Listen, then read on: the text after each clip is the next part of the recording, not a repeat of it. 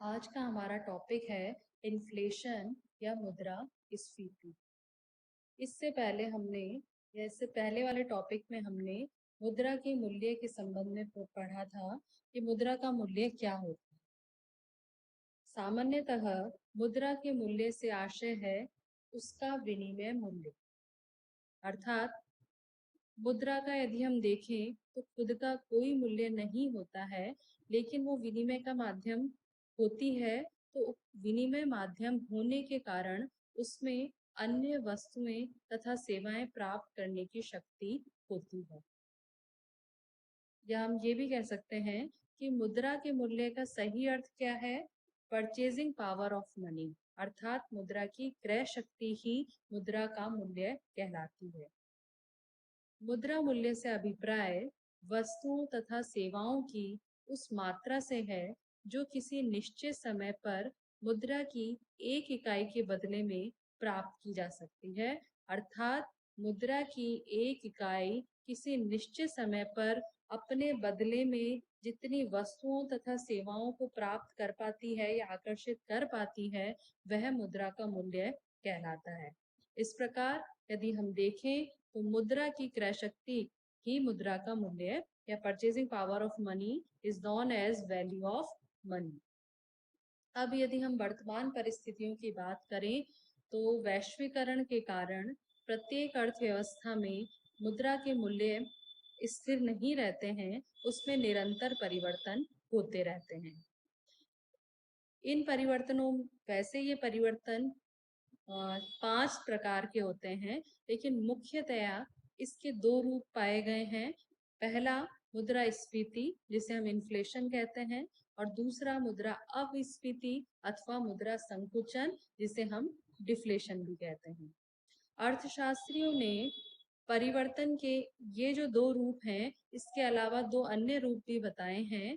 वो है मुद्रा समस्फीति, जिसे हम रिफ्लेशन कहते हैं, तथा अपस्फीति, जिसे हम डिसइंफ्लेशन कह सकते हैं। और यदि हम देखें तो ये 4 स्टेजेस हो गई मुद्रा के मूल्य से संबंधित। ये 4 प्रकार हो गए: स्फीति मतलब इन्फ्लेशन, संकुचन, डिफ्लेशन, समस्फीति, रिफ्लेशन, अपस्फीति, डिसइंफ्लेशन। और यदि अभी हम कुछ वर्षों में ये भी देखा गया है कि मुद्रा स्फीति तथा अपस्फीति के सम्मिलित प्रभाव पाए गए हैं। ना तो पूर्ण रूप से मुद्रास्फीति, ना ही पूर्ण रूप से अपस्फीति मतलब मुद्रा संकुचन। इन दोनों के मिले जुले प्रभाव मिले हैं, जिसे निस्पंद स्फीति या स्टैगफ्लेशन कहा गया।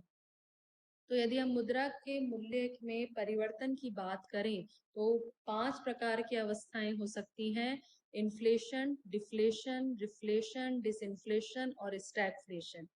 और आज मतलब मुद्रास्फीति, मुद्रा संकुचन, मुद्रा समस्फीति, मुद्रा अपस्फीति और निस्पंद स्फीति।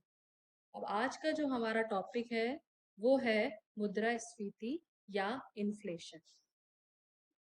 इन्फ्लेशन जो शब्द है उसका शाब्दिक अर्थ होता है स्फीति, अर्थात हम कह सकते हैं विस्तार। लेकिन इन्फ्लेशन को हम व्यवहार में मुद्रास्फीति अथवा मुद्रा प्रसार कहते हैं। यदि हम देखें तो पहले मुद्रा प्रसार का जो आशय था वो अलग था और वर्तमान में इसका अर्थ अलग है। पहले मुद्रा प्रसार का अर्थ यह समझा जाता था कि मुद्रा की मात्रा का विस्तार उसके पीछे रखे जाने वाले सुरक्षित कोष के अनुपात से अधिक हो गया है, तो उसको मुद्रास्फीति कहते थे। अर्थात जब हम मुद्रा का निर्गमन करते हैं तो उसके पीछे कुछ सुरक्षित कोष रखा जाता है।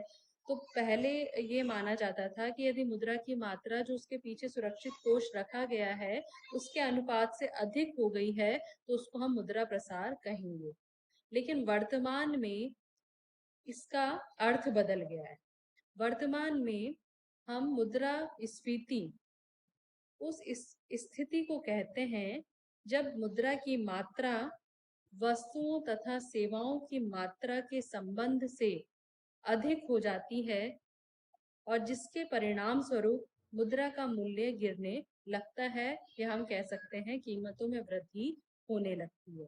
हमने ये पढ़ा था जब हमने परिमाण सिद्धांत, मुद्रा का परिमाण सिद्धांत, क्वांटिटी थ्योरी ऑफ मनी पढ़ी थी, तब हमने देखा था, उसमें पढ़ा था कि मुद्रा की मात्रा तथा मुद्रा के मूल्य के मध्य विपरीत संबंध होता है।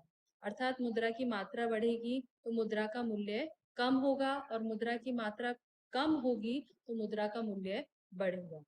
इस कॉन्सेप्ट के साथ हमने एक और कॉन्सेप्ट पढ़ा था कि मुद्रा की मात्रा और कीमत स्तर, उसमें सीधा संबंध होता है। अर्थात मुद्रा की मात्रा बढ़ेगी तो मुद्रा का मूल्य तो कम होगा, लेकिन कीमत स्तर बढ़ेगा।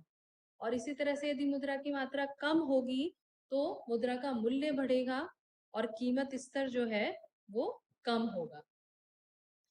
तो मतलब क्वांटिटी थ्योरी ऑफ मनी में कहा गया कि मुद्रा की मात्रा और उसके मूल्य के मध्य विपरीत संबंध होता है, जबकि मुद्रा की मात्रा और कीमत स्तर के बीच सीधा संबंध होता है। यदि मात्रा बढ़ती है तो कीमत स्तर भी बढ़ता है, मात्रा कम होती है तो कीमत स्तर कम होता है। तो मुद्रा स्फीति क्या है? अब यदि हम देखें तो मुद्रा स्फीति से तात्पर्य ऐसे आर्थिक असंतुलन से है जिसमें कीमतें निरंतर बढ़ रही होती हैं और कीमतों का बढ़ना लंबे समय तक बना रहता है।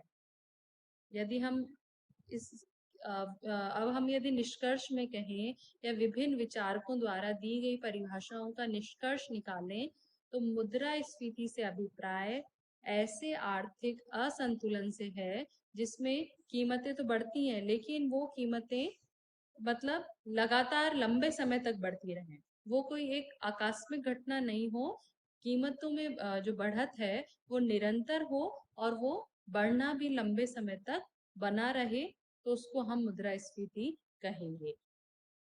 ठीक है, तो मतलब मुद्रास्फीति मतलब मुद्रा की मात्रा में वृद्धि, मुद्रा के मूल्य में कमी और कीमत स्तर में वृद्धि। ये तीनों जब सिचुएशन है और ये निरंतर है ये सिचुएशन और लंबे समय तक बनी हुई है, तो उसको हम कहेंगे कि मुद्रास्फीति प्रचलित है। अब इसके बाद हमारा आता है कि मुद्रास्फीति के प्रकार या मुद्रास्फीति के रूप, कि मुद्रास्फीति किस किस रूप में या किस तरह की हो सकती है, वो हम इसमें डिस्कस करेंगे। यदि हम देखें तो मुद्रास्फीति के रूपों को हम मुख्यतः, वैसे तो इसके अनेक प्रकार हैं, पर मुख्यतः हम इसके 5 आधारों पर हम इसको विभाजित कर सकते हैं। पहला है मुद्रास्फीति के रूप हम किसके आधार पर पढ़ेंगे? कारण के आधार पर। कारणों के अनुसार मुद्रास्फीति के क्या रूप हैं? दूसरा हमारा है on the basis of time, समय के आधार पर मुद्रास्फीति के कौन से रूप हैं? थर्ड है हमारा on the basis of size, आकार के आधार पर या आकार के अनुसार मुद्रास्फीति के क्या रूप है? फोर्थ है हमारा on the basis of control, नियंत्रण के आधार पर मुद्रास्फीति के क्या रूप हैं? और फिफ्थ है हमारा on the basis of speed, मतलब गति के अनुसार मुद्रास्फीति किन किन रूपों में हो सकती है। अब हमारा सबसे पहला आता है on the basis of reasons, कि कारणों के आधार पर मुद्रास्फीति के कौन कौन से रूप हैं। कारणों के आधार पर मुद्रास्फीति अनेक प्रकार की होती है, जिसमें हमारा सबसे पहला है वस्तुस्फीति या कमोडिटी इन्फ्लेशन। वस्तुस्फीति अर्थात यदि कीमत स्तर में वृद्धि वस्तुओं की पूर्ति में कमी के कारण होती है तो उस स्थिति को वस्तुस्फीति कहा जाता है।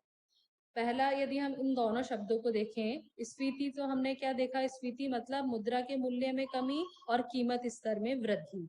और अब हम वस्तुस्फीति इन दोनों को साथ देखें तो मतलब कीमत में वृद्धि का कारण क्या हो, वस्तु की पूर्ति में कमी।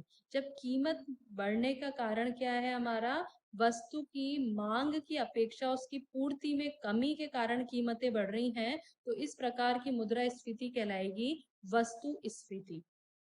दूसरा है हमारा करेंसी इन्फ्लेशन या साख-स्फीति। यदि कीमतों में वृद्धि या हम कह सकते हैं यदि स्फीति चलन में मुद्रा की